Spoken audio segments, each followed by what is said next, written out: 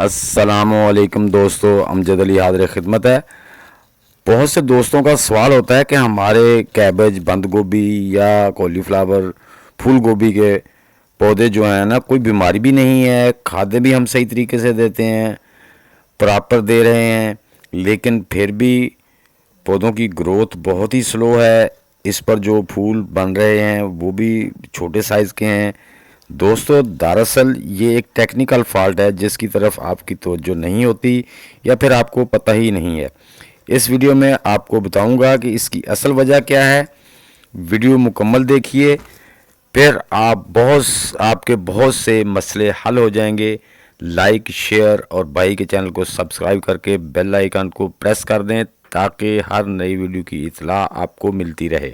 दोस्तों, मैंने अपनी बास्केट में अपनी जो मिट्टी थी उसको पुडिंग बना के उसमें 40% मैंने ऑर्गेनिक खादें मिला के उसको अपनी टोकरी में भर लिया है, या आप भी गमलों में भर लें।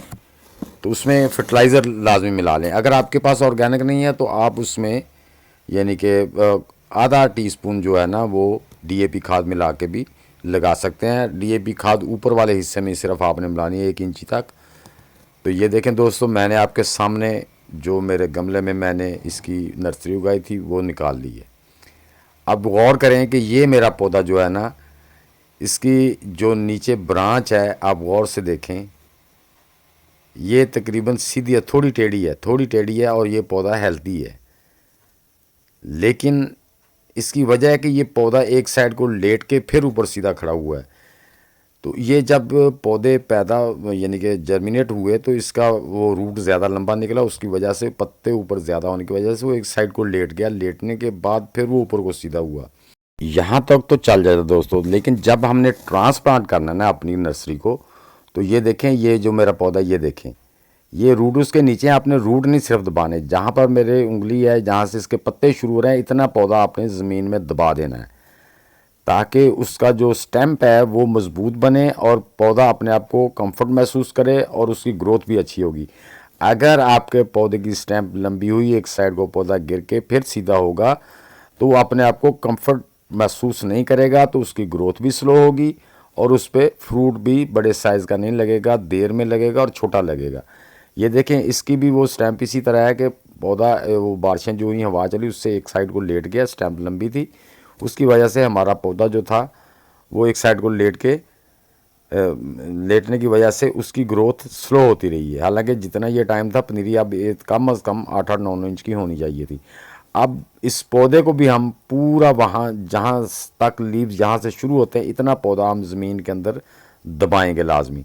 तो दोस्तों, मेन वजह ये होती है कि जो हमारे पौधे वो थोड़े से टेढ़े फेढ़े होके या ज़मीन पे लेटे होते हैं या थोड़े से लेट जाते हैं, हम उसे फील नहीं करते, गमले में लगे होते हैं, तो उसको सीधा करके उसकी साइडों में मिट्टी लगा देनी चाहिए। इससे पहले मैंने एक वीडियो जो शलजम के मतलब है, शलजम और मूली का भी यही हिसाब होता है दोस्तों, उसके मतलब मैं पहले से एक वीडियो अपलोड कर चुका हूँ कि उसके तने के साथ मिट्टी ज़रूर लगानी है, नहीं तो आपका उसके अंदर जो ज़मीन में उसके रूटी वेजिटेबल होते हैं वो रूट बड़े नहीं होंगे, उसमें फ्रूट नहीं बनेगा।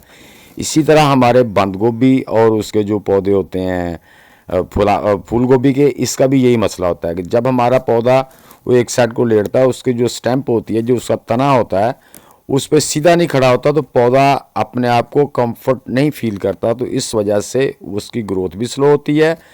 अगर ग्रोथ अच्छी हो भी जाए तो उसके ऊपर फ्रूट नहीं बनता, मोटे साइज़ का, बड़े साइज़ का फ्रूट नहीं आता। इसलिए दोस्तों, आपको इस तरह पौधों को अच्छी तरह जहाँ से उनके लीव शुरू होते हैं यहाँ तक आपने मिट्टी में अच्छी तरह दबा देना है, जिस तरह मैंने दबा दी। तो अब दोस्तों हम इसको पानी देते हैं। इसका दूसरा मरहला मैं आपको दिखाता हूँ। अगर आप पौधे लगा चुके हैं या लगाते वक्त ये काम करना भूल गए हैं तो वो मैं आपको बताता हूँ। तो जब भी आपने अपने पौधों को पानी देना है तो इस तरह से आराम से आपने, अगर आपके पास शावर है तो उससे दे दें, अगर आपके पास शावर नहीं है तो आप किसी डब्बे या किसी गिलास से दे रहे हैं तो नीचे हाथ रख लेना है ताकि मिट्टी ज़्यादा साइडों से हिले नहीं। तो जब मिट्टी हमारी पक जाए, हम गोडी करते हैं तब भी वो पौधों के मिट्टी ज़रा साइडों में हो जाती है जब हम ज़ोर से पानी डालते हैं, तो वो भी चूँकि हमारे गमले के पौधे छोटी मिट्टी होती है, छोटी जगह होती है, तो वो हिल जाती है। अब ये देखें, ये मेरे पौधे भी ऐसे, इनकी स्टेम्प ज़रा वीक थी, ऊपर से इसके हेड भारे हो गए, एक साइड को लेट गए। अब मैंने क्या किया कि इसके साइडों में देखें ये मिट्टी की डेरियाँ बना दी। इनको मिट्टी चढ़ाना कहते हैं, मिट्टी चढ़ाना। ज़िमींदार जब गोटी करते हैं ना, पौधों खेलों पे लगे हुए थे पौधे, तो वो साथ साथ मिट्टी चढ़ाते रहते हैं, इसीलिए मिट्टी चढ़ाते हैं।